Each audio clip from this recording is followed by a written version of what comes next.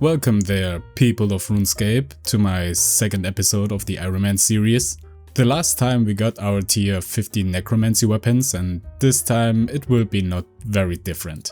We continue with getting the Necromancy levels up and hopefully get us some armor upgrades. To start off, I started with the Violet is Blue 2 quest, because that rewards us with the big XP lamps that we will use on farming, construction and herblore. The reason we want to put the lamp on farming is because we want to use the beehives in the player owned farm. That will give us a lot of farming XP when it's done, but it does take a while, so we can do other things in the meantime. So I decided to go to Anachronia to unlock the lodestone there, but also to get to the Herby Werby minigame. It's really great there, because not only do you get good herblore XP, but also the herb bag. I have to wait another week though, because you have to do it twice to get enough points to buy the bag, but yeah, that's okay.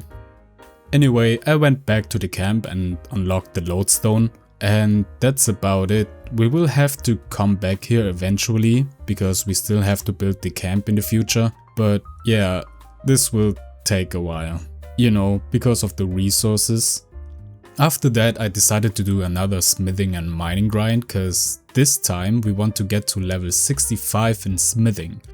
That would unlock us the ability to craft to tier 17 necromancy weapons, and that's gonna be a huge upgrade for this account, so yeah, let's do that. To start off, I mined some luminite ore and adamantite to make the eddy bars, so we can level up to level 50 in smithing.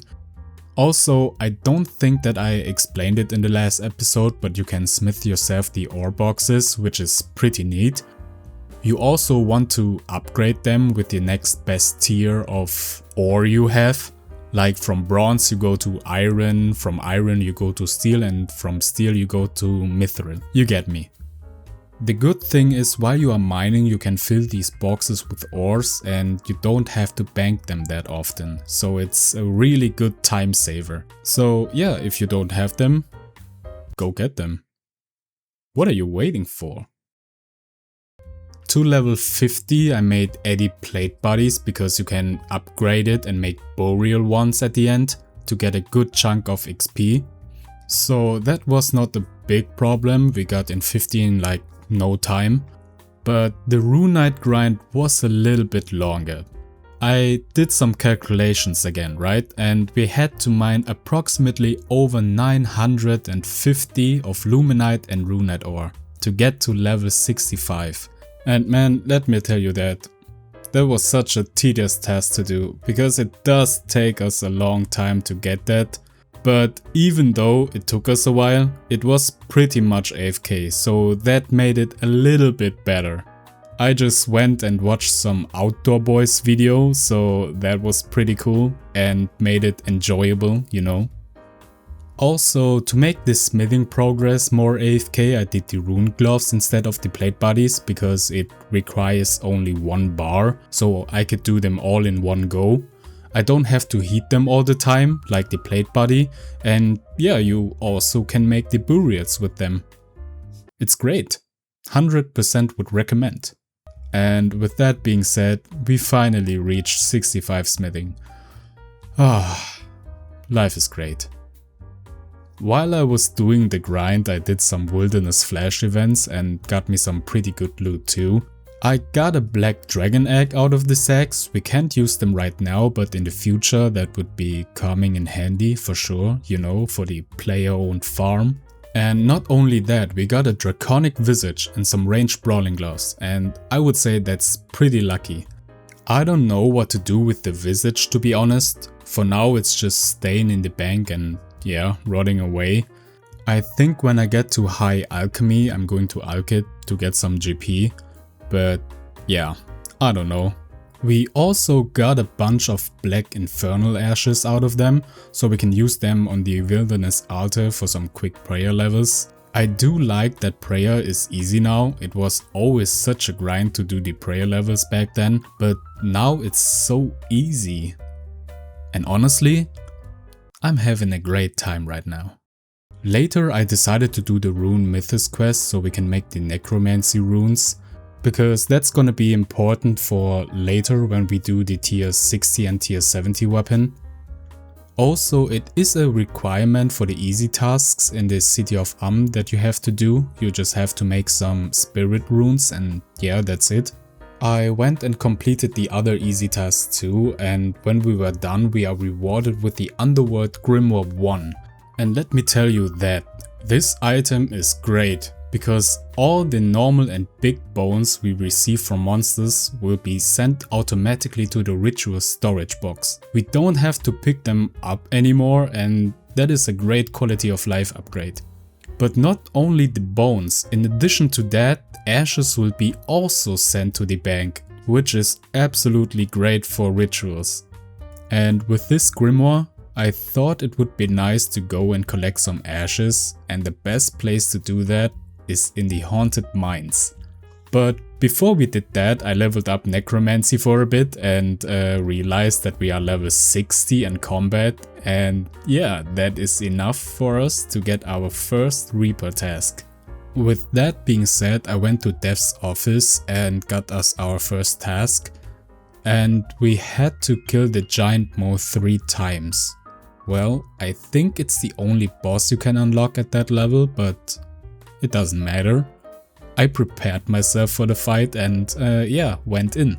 The fight was going pretty well, until I died miserably. Well, that's not good. It seems like we still have to get a little bit stronger after all. After the defeat by the giant mole, I went and did the Priest in Peril quest so we can unlock us Mauritania and also activate the Kennephis lodestone there. Afterwards I decided to do some rune crafting because I had to make the bone runes later. It's not a big deal, I just have to go to the rune span and stay there for a short time. You know, click on things and you will get XP, and that's it. Nice and easy, you know. After we got the levels that we needed, I went to the beehives and collected the honey, and honestly it is always such a good feeling when you get these big XP drops. Ah, man, that is nice.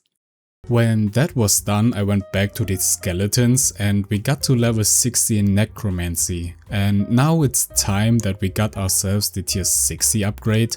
We needed a garden pie, which is fairly easy to make. I think it's 34 cooking, some vegetables, and that's it. For the Anku residue, I went to the barbarian stronghold and killed some there, like until the big boy came out. He sent me back to the bank because he was hitting pretty hard, but it was not a big problem because I finished him afterwards and got the residue, so yeah, easy game. After that I went to Karamja under the volcano to kill some red spiders, because we got to kill monsters that are over level 70, which the spiders are, but they also are very strong, so I had to find other things to kill. I looked up in the wiki and it says that fungus mages near the archaeology dig sites are great to kill too. They have low HP and a combat level of 81. Well, that sounds weak. So yeah, done. We can now make the tier 60 equipment, but I was still too lazy to do the bone runes, so I decided to upgrade the weapons later and yeah, do some other things instead. I leveled up the fletching skill because we need level 10 to do the tourist trap quest, because this quest rewards us with a lot of agility XP, and yeah, that brought us all the way to level 27. And with that we have the requirement for the Haunted Mine quest. In order to do that we had to talk to Dretzel and accept the Nature Spirit quest, but we will finish this quest in the future because I'm also too lazy to do that. For now we just accept it so we can go deeper into Mauritania, so we can go to the mine, you know. After some time we finished the quest and got ourselves the Self Amulet. I made some extras in case I lose one. Also, one of the main reasons to do the quest is to get these glowing mushrooms, because when you pick it up then drop it, you will get some ashes, you then pick it up again, and with the Underworld Grimoire it will be sent automatically to the bank. With that we can do a lot of inks for the rituals, so that's pretty cool. A nice way to collect them is to put these mushrooms into your action bar and just keep pressing on it, so that you can always drop them when you pick it up. Yeah, it does make the progress a little bit faster, which is nice. And after some time of collecting we got us enough ashes for a while, I think. I mean, we got like over 1000 of these. That should be enough. Afterwards I did some Slayer to get those Necromancy levels up, and we were able to get really nice stuff in the meantime. Like some Mystic gloves that are for some reason 500k worth, but it's probably because of the fact that you need Mystic gear in order to make the tier 60 and 70 armor of Necromancy. But I don't know. I did some other tasks too, but that's not really worth talking about. I just did them and that's it. Nothing special about that. I then got bored and went back to the skeletons, where we reached 66 in Necromancy. And with that we unlock us the Multiply 2 alteration. One of them gives a 40% multiply in our ritual output. For an example, I did the Lesser Necroplasm ritual with 4 Multiply 2 alterations, and that would be an extra 180% output of Lesser Necroplasm that we will get. So instead of 100 we get 280, and that saves us a lot of time making the inks, so that's pretty nice. I went on to do that, and while doing them I also collected some mementos from the events that occurs during the rituals. You can use them for the communion rituals to get some souls, you know. I did a few until I reached like 700 or so. If you didn't know, you can use the souls to unlock yourself some abilities for Necromancy. Also you need some talent points, which we already have some of them, because you can obtain them by just fighting some monsters with Necromancy, so that's pretty easy to do. With 400 souls we can unlock us the zombie and the ghost one. The zombie is really good for AoE, but I think the ghost is the most important one because it heals you in battle. And this is going to be very useful in PvM, such as Slayer and bosses, you know, because you don't need that much food. It's a really nice upgrade, I have to say. Anyway, I left the place afterwards because I had enough of doing those rituals all the time, and yeah, went back to the skeletons. I stayed there for a long time and reached 17 Necromancy. That's pretty awesome, right? I wanted to go to Kili and get us the tier 70 upgrades, but well, it says that we have to do the Spirit of War quest, and now here comes the big problem. We got to have 3000 souls in order to start this quest. We are getting absolutely put down by that. Oh, now we 100% have to go back to the rituals and yeah, collect souls. Amazing. Well, you gotta do what you gotta do, right? I still got some mementos left, so it's not that biggie. And the good thing is also that you always get them back by doing the events that occurs, you know. Still, it will take us a long time, but yeah, eventually we got the 3000 souls, and man, yeah, I was pretty happy about that. I was finally done. Oh. After that gruesome experience, I needed some action, you know, so I decided to do some Reaper tasks. We still got to do the giant mole, so I went there and challenged him once again. But this time we are stronger and also got the ghost on our side. With a little bit of effort, we slayed the digging beast. Like I said, revenge is kinda sweet. We also got 600 pure essence of that kill, which is pretty nice for the bone runes we are going to make. Now we know that we can kill him. I did him 2 more times and finished the Reaper task. After finishing, we are rewarded with 8 Reaper points and 7000 Slayer XP. That's delicious. But you know, I wanted some more blood, so I went back to Death's office and got us another task. This time we had to kill the King Black Dragon, but I don't know about that. I thought that we might had to bring the anti-dragon fire shield, but I wanted to try it without it. So I went to Edgeville and tried my luck, but for some reason he was already beaten to a bulb. I put the anti-magic prayer on and killed him, but that sadly didn't count as a Reaper kill. So I tried it again. He does a lot of damage, especially when you don't have the protection prayers on, but it is pretty doable. I killed him a few times and the task was done. Except for the Dragon Med Helm, the loot wasn't that good to be honest, but for a low level boss, it's expected I guess. Well, anyway, enough action, it's about time that we got to do the Spirit of War quest. And in order to do that, we have to do some other quests too.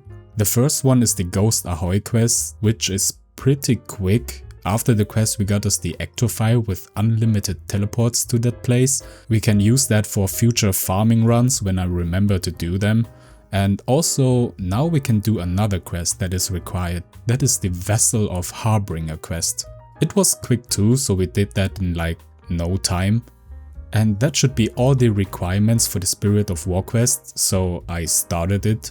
And it was very straightforward. Go on a boat tour, collect some things and then go kill the big boss. And that's it. Done.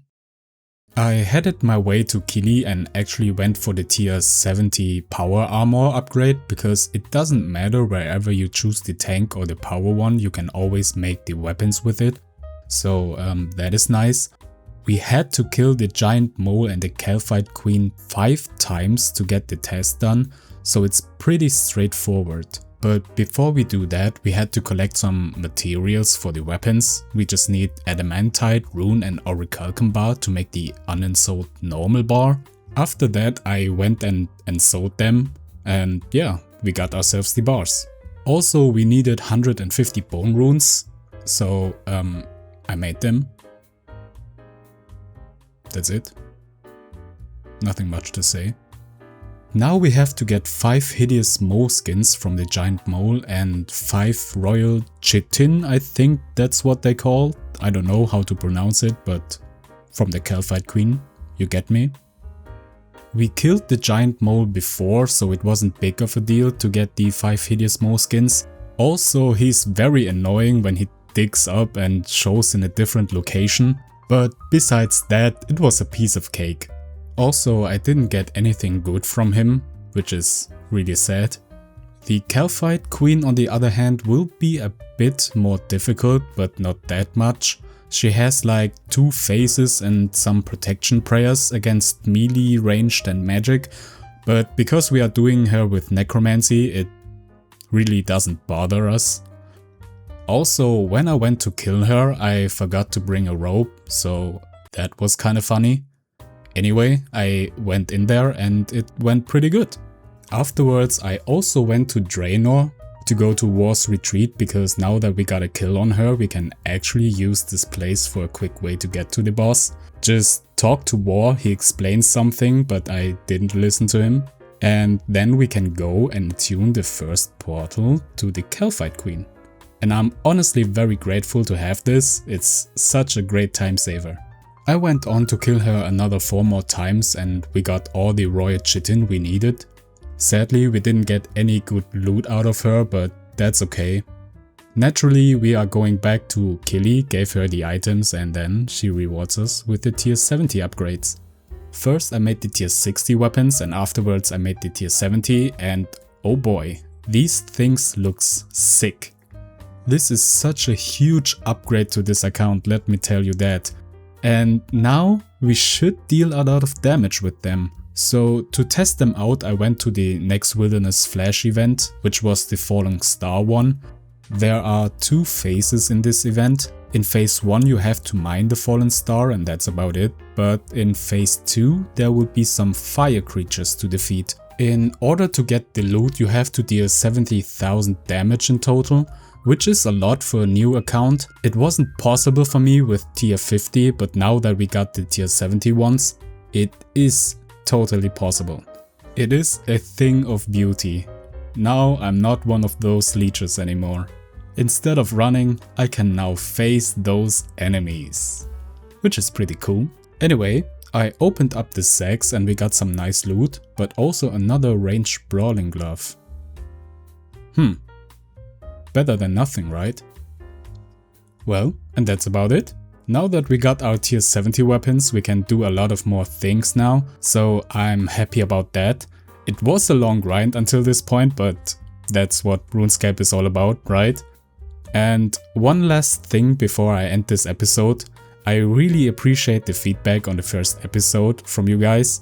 It honestly motivates me to keep things going, so yeah, thanks for that. Also, right now I'm doing pre-recordings with voiceovers, but I'm thinking about trying live in-game commentaries as well. I also want to get more comfortable speaking freely, so that might be a good idea. Let me know what you guys think about that.